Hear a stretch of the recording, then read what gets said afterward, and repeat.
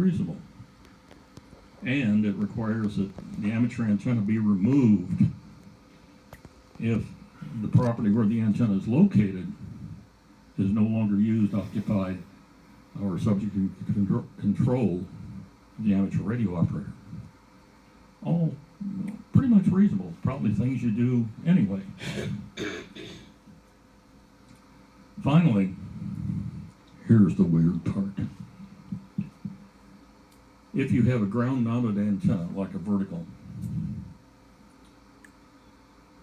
you have to have an enclosure around the base, some sort of fence. If there are guy lines, you have to have some sort of enclosure or warning system so people don't clothesline themselves. And that's specifically needed if it's visible from the street faced by the dwelling. In other words, the main street. If someone can stand in the street and see the base of your antenna. And that's located in an unfenced side or rear yard and is visible from the adjoining property. Part of that is aesthetics.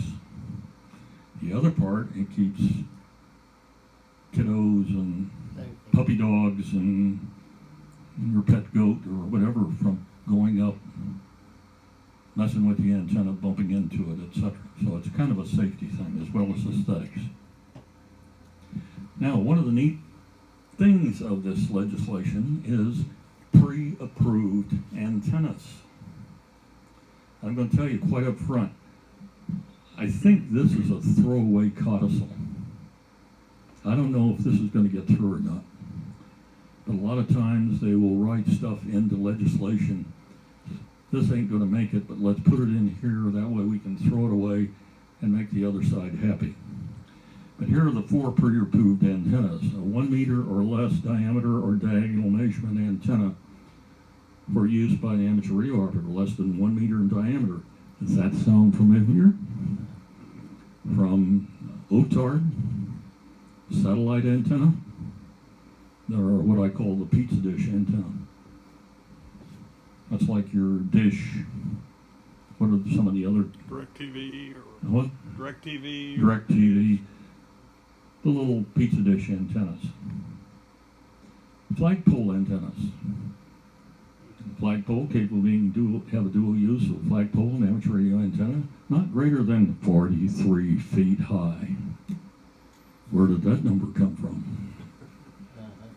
So they built in sort of a protection for a 43-foot non-resonant vertical.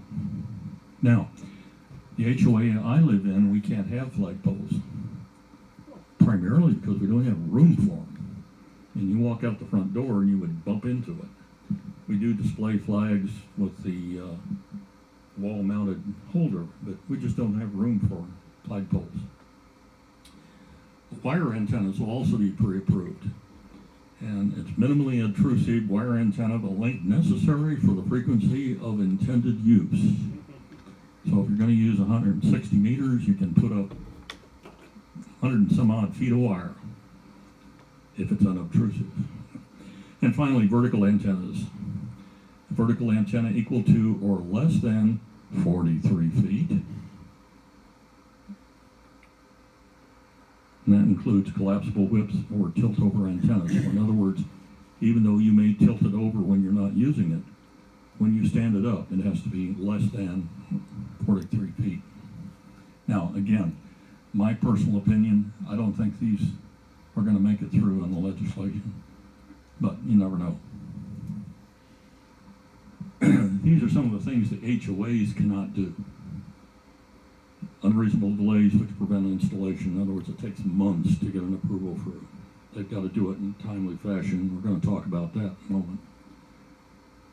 Unreasonable increases of cost or difficulty of installation, maintenance, operation of the antenna. In other words, if they want you to all of a sudden come up with a engineering study which is going to cost $2,000 or some sort of other fee or permit that's required that normally you would not have to be faced with.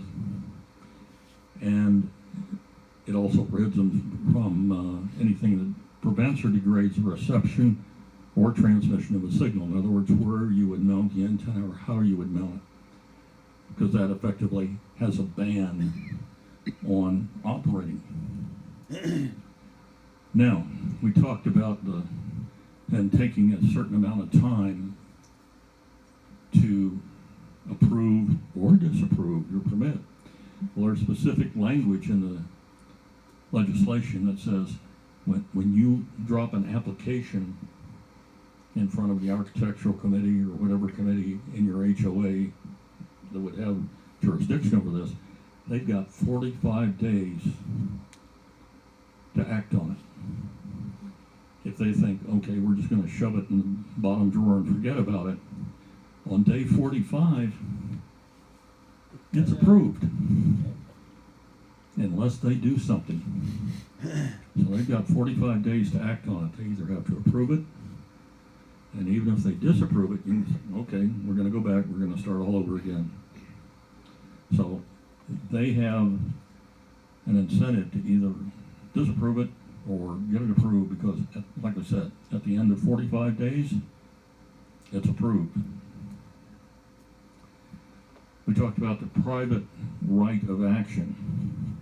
And again, this is a codicil within this legislation that allows the person who is harmed to go ahead and take the HOA to court.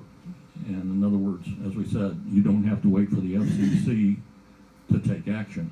You can do it on your own. And this codicil, or similar codicils, are often included in environmental legislation that allows the green groups to sue the EPA directly. That's why you hear a lot about the EPA being sued for some fuel spill or something of that nature. Now, how can you help? We've done it before with the letters of support, so we have to start over. The reason being is the identification of the bills has changed. And if you've not already prepared a letter for your senators and representatives, we certainly advise you to do so. We have some blanks up here. All you have to do is fill in the blanks, put a date on it, do it with blue or black ink. Don't use pink, purple, or yellow. Why do we have to do new letters? Well, 3 reasons. 1, remind the members of Congress that the bill has been reintroduced. It didn't fall out of the hopper. It's back on the table under a new title.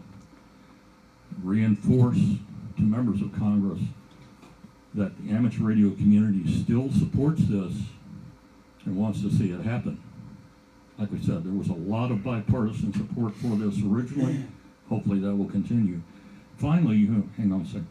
If we have a lot of new members of Congress who are not aware of that previous legislation proposal, so they're being brought into the fold and given information, and they can see the constituency report or support for this. So that concludes it. That's what the HOA bills are all about. We've got, like we said, we've got some blank letters. You'll need to do 3 letters. 2, 1 to each of your senators, and 1 to your congressional representative. Right now, since we're in the Oklahoma City area, Frank Lucas, Representative Bice, and Representative Cole are typically the 3 that are included within the Oklahoma City area. We've got blanks up there for their offices also. What will happen when you fill them out, I send them down to Mark Klein, N5HZR, our section manager.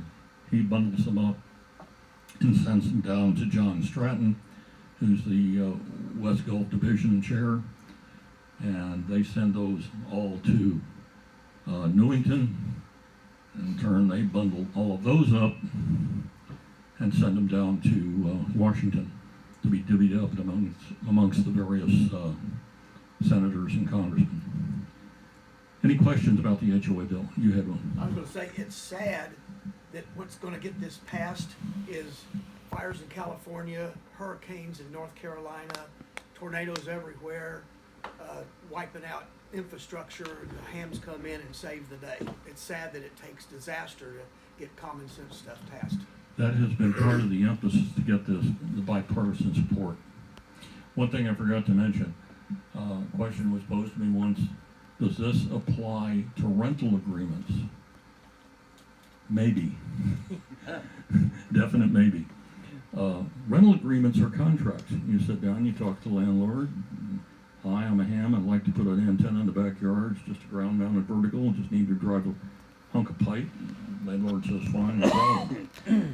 But right now, it seems to only point toward HOAs, not to private rental agreements. Okay, any other questions? Way in the back, Claude. What about historic preservation districts that are established by the city? I'm sorry? Historic preservation districts. Oh, let's not get into that. I think that falls outside of the. That is a whole different ball of wax. Tell you a little story.